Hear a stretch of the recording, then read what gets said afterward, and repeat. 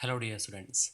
This is Dr. Govind Saraswat, and in this lecture, we will continue the story of our hero Santiago in the novella entitled The Old Man and the Sea, written by Ernest Hemingway.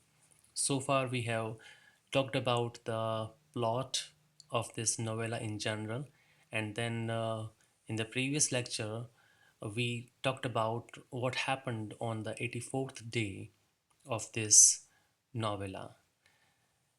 This lecture is in continuation with the previous one.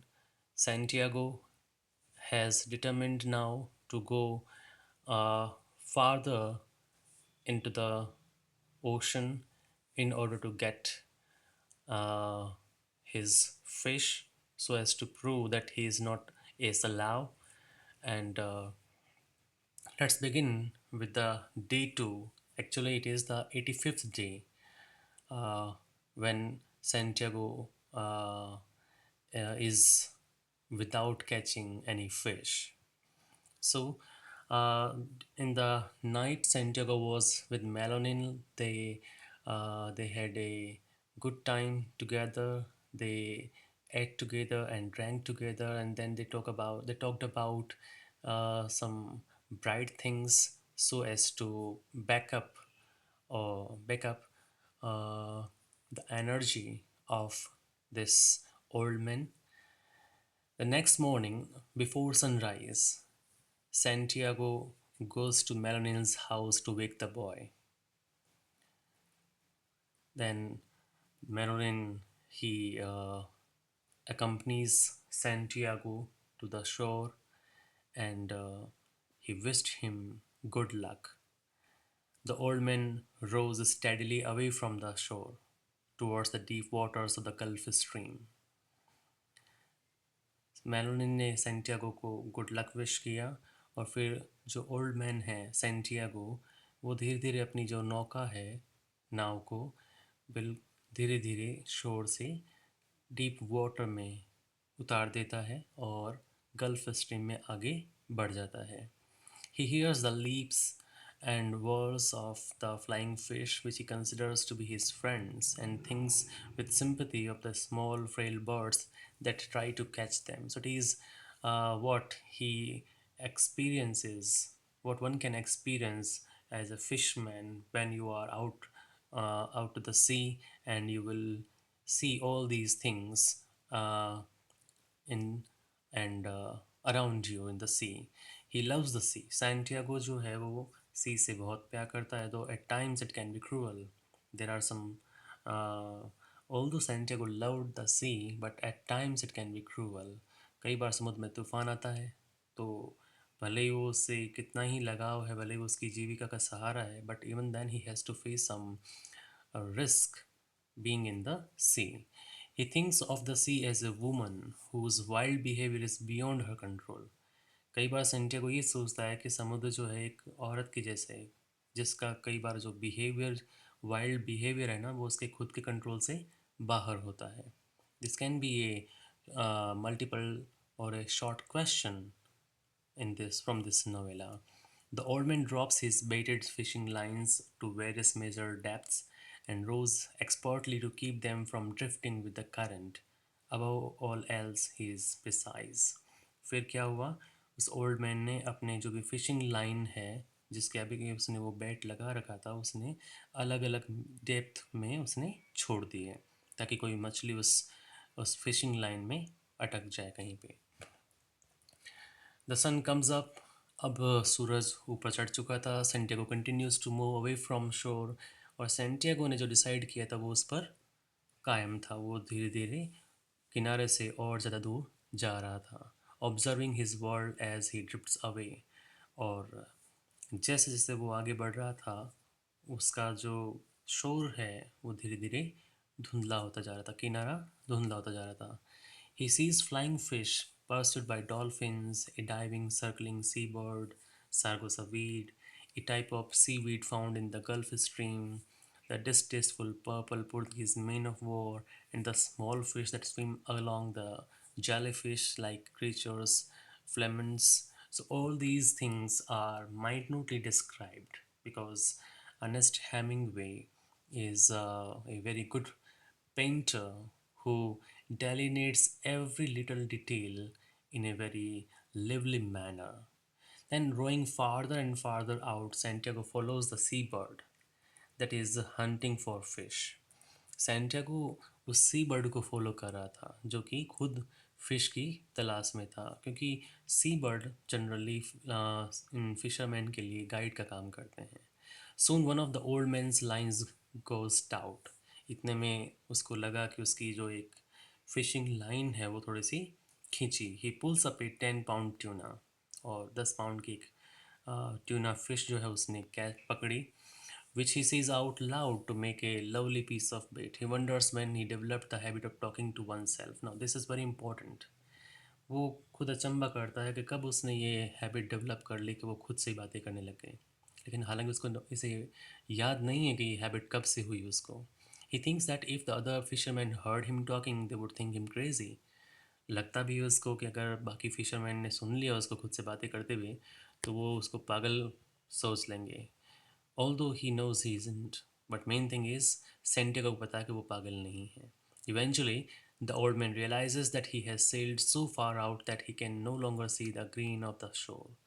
धीरे धीरे मछुआरे को उसको realise हुआ, महसूस हुआ कि वो इतना ज़्यादा दूर आ चुका है कि अब उसको जो किनारा है वो बिल्कुल भी नज़र नहीं आ रहा है. When the projecting stick that makes the top of the 100 fathom lines dips sharply, Santiago is sure that the fish tugging on the line is of a considerable size. Now, this is the experience. जैसे ही उसको लगा कि जो 100 fathom deep जो उसने वो अपनी fishing बेट छोड़ा था वो जिस तरह से खींच रहा है, सेंटियागो को श्योर था कि जो भी इस में फंसी है मछली वो बहुत बड़ी साइज़ की होगी. And he prays that it will take the bait. The marlin plays with the bait for a while. और ये मर्लिन फिश थी जो उसकी बेट में फंस गई थी. When it does finally take the bait, it starts to move on, pulling the boat. Now, marlin भी इतनी जो इस पिक्चर में आपको दिख रही है वो भी इतनी पावरफुल थी कि वो उसकी बोट को साथ में खींच रही थी. The old man gives a mighty pull, then another, but he gains nothing. Old man ने अपने बेट को खींचना शुरू किया, उसने वापस और एक और झटका दिया लेकिन उसको कुछ मिला नहीं. और मछली क्या करती रही थी? He drags the skiff farther into the sea. Skiff का मतलब जो बोट आपको इस पिक्चर में नज़र आ रही है वो उसको साथ में खींचते हुए समुद्र में आगे बढ़ रही थी. No land at all is visible to Santiago now. और अब ये उसका स्ट्रगल भी शुरू हो गया था. अब सेंटियागो इतना दूर आ गया था कि उसको कुछ भी नज़र नहीं आ रहा था सिवाय पानी के. Only the fish pulls the boat as the old man braces the line with his back and holds it taut in his hands, ready to give more line if necessary. The struggle goes on all night. संघर्ष उसका पूरी रात भर चलता रहा. As the fish continues to pull the boat. अब देखिए मछली उसकी बोट को खींचे ही जा रही थी और वो समुद्र में और अंदर जाया जा रहा था. The glow given off by the lights of Havana gradually fades, signifying that the boat is the farthest from shore it has been so far. और जो हवाना के जो किनारे की जो लाइट्स थी वो बिल्कुल अब नज़र नहीं आ रही थी, और ये चीज़ ये इंडिकेट कर रही थी कि अब उसकी नाव समुद्र में इतनी दूर आ गई जो वो कभी लेके नहीं आया. Over and over the old man wishes he had the boy with him. अब ओल्ड मैन को लगा कि क्या वो लड़का मेलानिन उसके साथ में होता. When he sees two proper eyes playing in the water, Santiago begins to pity his quarry and consider it a brother. धीरे धीरे जैसे this is the habit of Santiago to talk to himself. आदत है उसकी, अगर कोई दूसरा साथ में नहीं है तो वो खुद से बातें कर रहा है और मर्लिन को अपना ब्रदर भी बता रहा है. He thinks back to the time that he caught one of a pair of marlin. फिर वो याद करता है कि एक बार उसने एक पेयर ऑफ मर्लिन को भी पकड़ा था.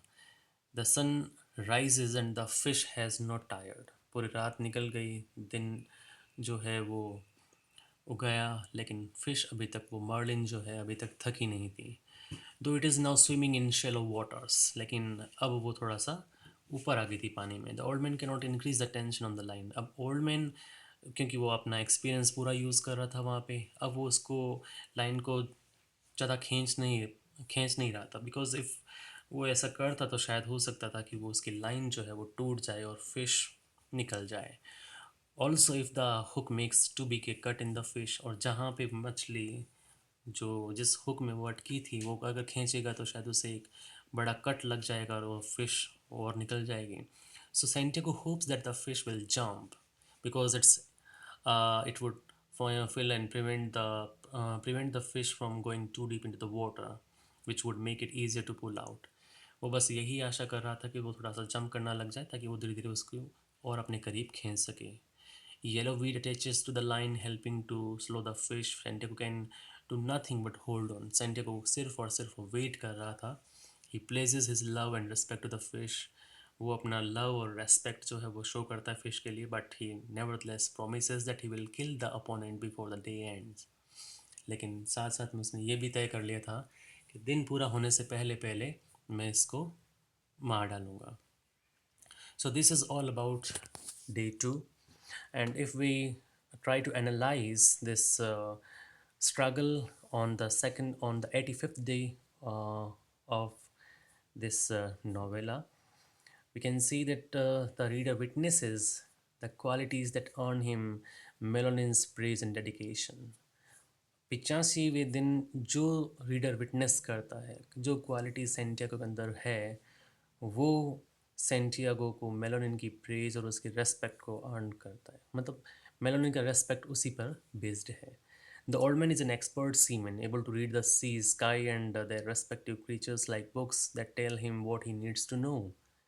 अब इतना एक्सपर्ट है वो कि वो समुद्र, आकाश या फिर जो भी दूसरे क्रिएचर्स है वो इनको इस तरह से पढ़ पाता है जैसे कि दूसरे लोग बुक्स को पढ़ते हैं, ताकि वो ये जान सकें कि जो उसको क्या पता होना चाहिए। The flying fish for instance signals the arrival of dolphins, ये उसको पता है फ्लाइंग फिश का मतलब उसके पीछे डॉल्फिन ज़रूर होगी।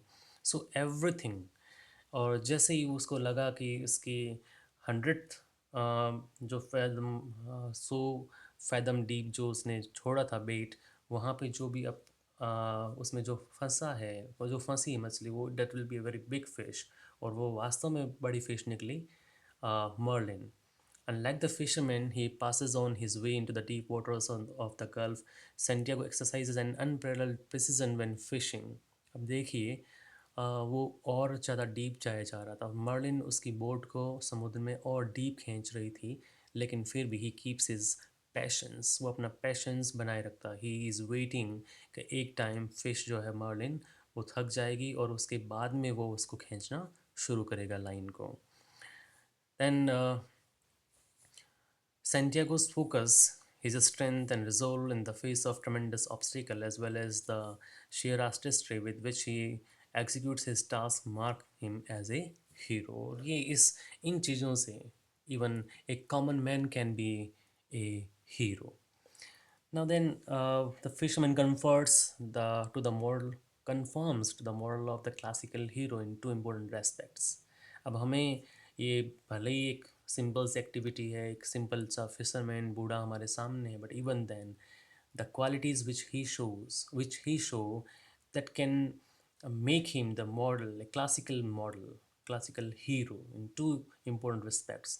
पहला, he displays a rare determination to understand the universe.